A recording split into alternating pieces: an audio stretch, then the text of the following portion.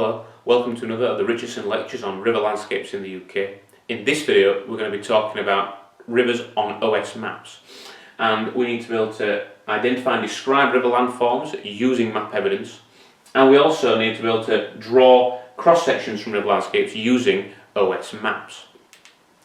Now, OS maps like these are fantastic for aiding navigation, but as geographers they also allow us to take a 2D image and visualise that as a 3D landscape.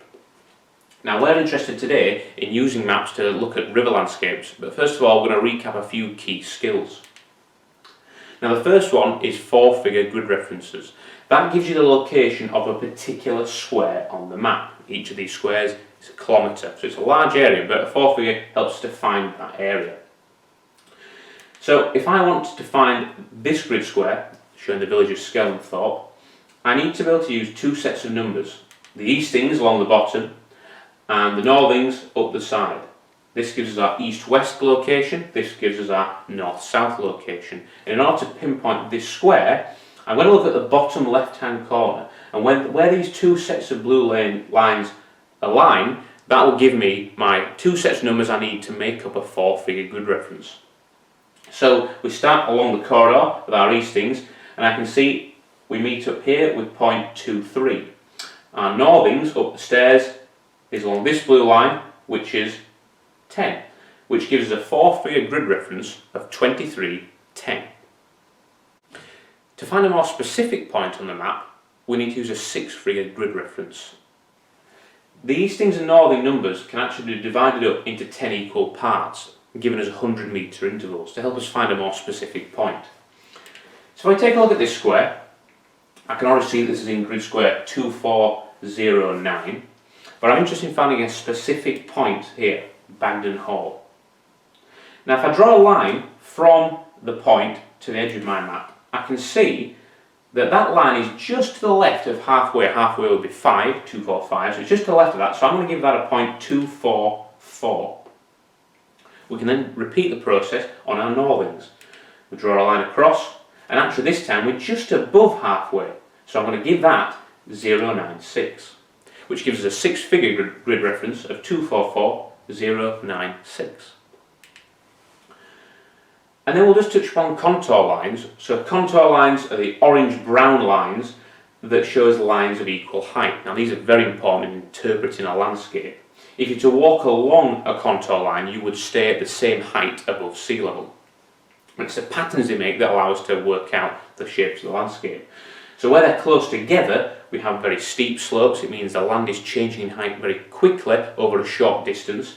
And where they're farther apart, we've got gentle slopes and flat land. So on this example here, this large white area here, free of contour lines, is an area of flat land. Whereas here, where we've got lots of lines close together, it shows a much steeper landscape. So now we'll start looking at some river characteristics on OS maps, and we'll start in the upper course with this example of the River Tees near its source in the north of England. Now there are lots of clues on here that tell us that this is a river in its upper course. First of all, we can see that this is an area of land that's high above sea level, therefore near the start of its long profile. We can see we've got heights here of 500 and 498 there as a spot height, metres above sea level. We can also see that our contour lines are close together. That indicates a steep landscape, particularly close to the river here, which suggests we've got these very steep-sided V-shaped valleys, very characteristic of rivers in their upper course. We can see the river itself is rather straight and narrow and not meandering like you would expect in the middle and lower courses. And we can also identify specific upper course features. So we've got a waterfall on here which is very typical of the upper course. We can also use cross-sections to get a more detailed image of what the landscape looks like. A cross-section is a slice through the landscape between two particular points. And we'll now take a look at how to do one. So we're going to have a go at drawing a cross-section on this fictional Ordnance Survey map. Now we can tell already that this must be a river in its upper course. We've got heights above sea level of 500 and 450 metres, and we can also see that our river is showing a rather narrow and straight course. Now we're going to do a cross-section through the river and its valley. So I'm going to pick 2 points. Here's point A and point B. And I'm going to draw a line between them, and this is going to be our line of cross-section. What we then need to do is take a scrap piece of paper and line that up on the cross-section line. This is how we gather the data needed for the cross-section. So we're going to mark on where A and where B are, and then we're going to mark on the location along this line of each individual contour line. And the ones that have numbers on, we're also going to take note of those. So there's the 500. These are very close together, so we're going to have a steep slope here, 450 there. We're also going to mark on the position of the river, another 450. And then these contours a bit further away from each other, so we're going to see a slightly more gentle slope there.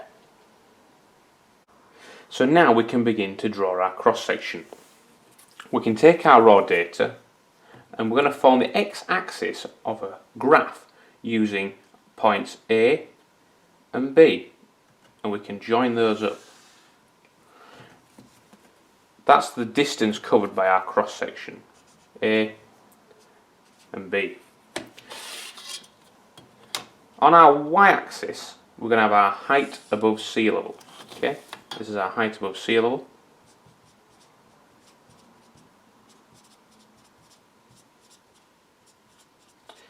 Now we could start at 0, but in this case it means our cross-section will appear very high on the graph and we wouldn't be able to see the detail. So I'm going to start mine at 400 metres and I'm going to go up to 500 metres. Now we can then place our scrap paper along this line and we can mark on the position of each contour line. So I can see this one's 500, so that's going to go up here. These two must be above 500 metres, 10 metres above that at each of those locations. And then I can move along and plot each of these lines. Now the 450 ones are both here, I can mark those on, so that's going to be about halfway. And our river is going to sit between that, we'll come back to that later. We've then got some other points now to plot between the 450 and 500 markers. So we've got 460, 470, 480 and 490, forming a steep line.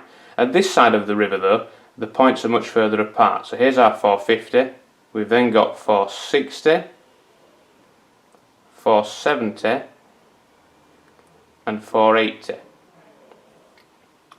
Now as I said, we can at this point mark on the location of the river, which sits somewhere in between here, probably slightly lower elevation than the 450. To finish off, we just need a smooth curve to join these points together.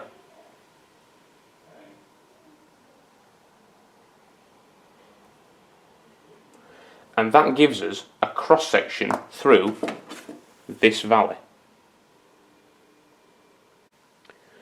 And this cross-section now confirms what we saw from the map evidence, that the slope in the northwest of the river is considerably steeper than that of the southeast.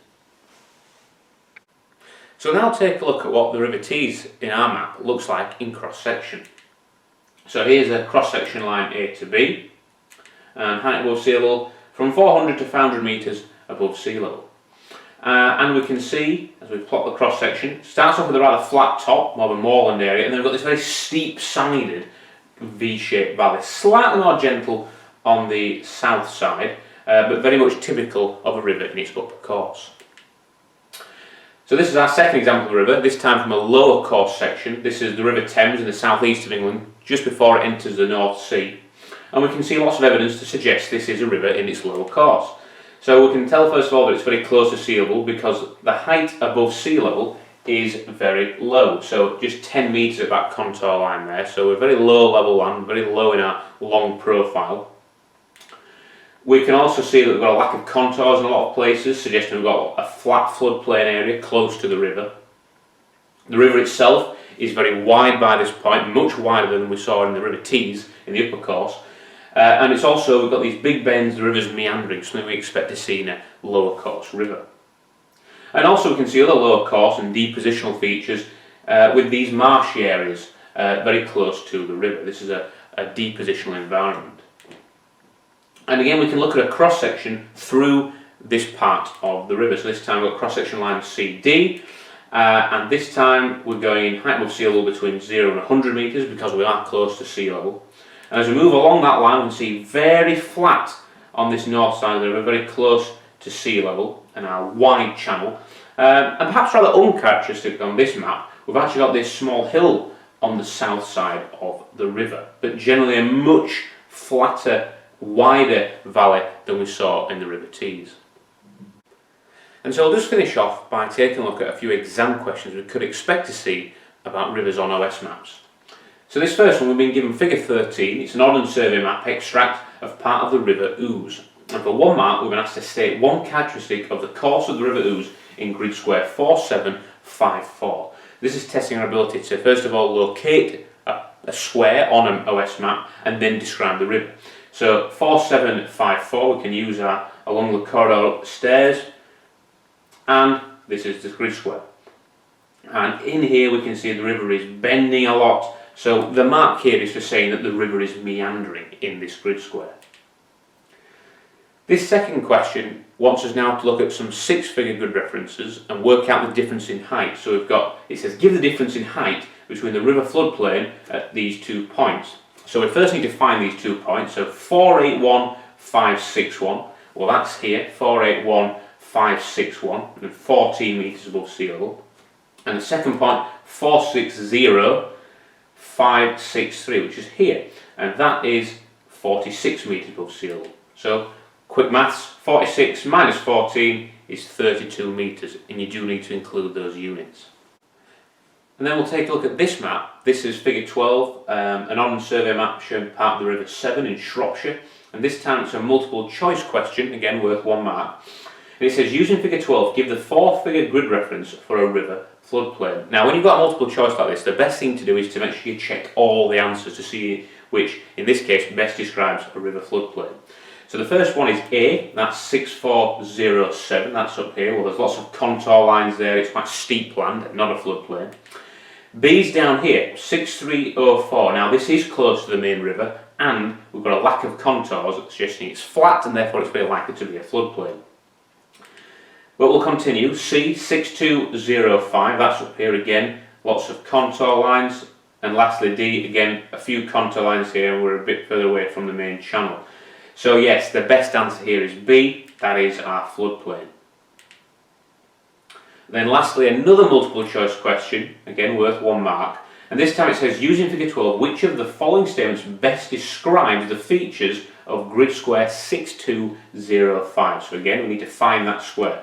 And here it is, 6205. We now need to read through our descriptions and see which one best matches what we can see on the map. So A, it says, a steeply sloping wooded area rising to over 250 metres in the north. Well, I can see on the contour lines here, highest there is 120 metres, so it's not going to be A. B says it's a gently sloping river valley with a small tributary entering from the north. Well, there is no river valley in this box, so it can't be B. C, a south-facing slope with a stream and a small tributary flowing through a woodland. Well, we can see the stream and the woodland, and this is a south-facing slope. So that's looking likely. And then lastly D, a wide flat river valley with a steeper slope in the north rising from 50 to 80 metres. Well, this is definitely not a flat river valley. So yes, our answer is C. That's it for this video. Next time we'll be looking at specific river landforms along the River Tees.